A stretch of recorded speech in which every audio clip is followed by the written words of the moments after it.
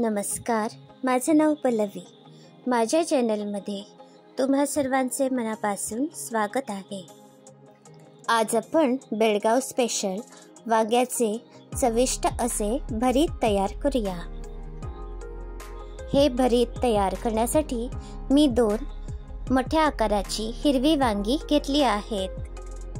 तुम्ही आजच्या रेसिपीसाठी जांभळ्या रंगाची वांगी सुद्धा वापरू शकता.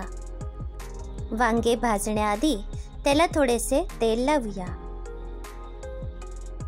वांगे परतायला सोपे व्हावे म्हणून ही सुरी या प्रकारे घातली आहे. गॅसवर हे वांगे चांगले भाजूया. गॅसच्या ऐवजी तुम्ही निखाऱ्यावर सुद्धा ही वांगी भाजू शकता.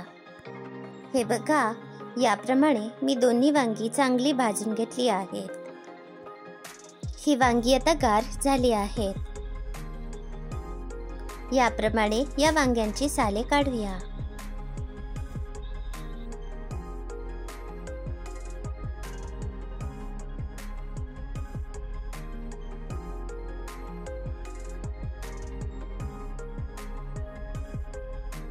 हे बघा, दोन्ही वांग्यांची साले काढली आहेत.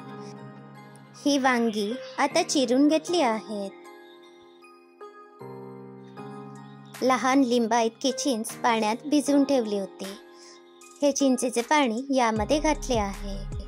2 मोठ्या आकाराचे कांदे अगदी बारीक चिरून घ्यायचे आहेत. 2 ते 3 हिरव्या मिरच्या अगदी बारीक चिरून घेतल्या आहेत. थोडीशी कोथिंबीर घालूया. या हिरव्या मिरच्या जास्त तिखट नाही आहेत, त्यामुळे 3 चमचे तिखट घालते. तिखटाचे प्रमाण आवडीप्रमाणे कमी जास्त करा. चवीप्रमाणे थोडेसे मीठ घालते. हँड विस्करने हे भरीत चांगले मिसळते. आता मी फोडणी तयार करते. या कढईमध्ये थोडेसे तेल घातले आहे. तेल आता चांगले तापले आहे. यामध्ये 1 मोठा चमचा मोहरी घालते. मोहरी आता तडतडली आहे. यामध्ये 1 मोठा चमचा जिरे घालते.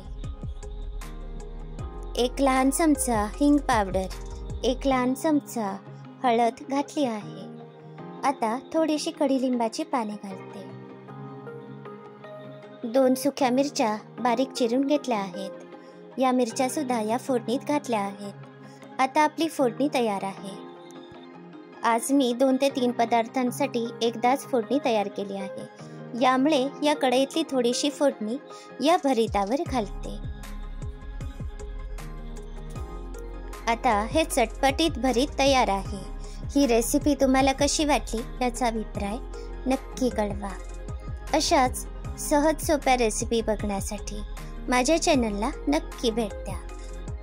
याबरोबरच माझे चॅनल नक्की सबस्क्राईब करा. धन्यवाद.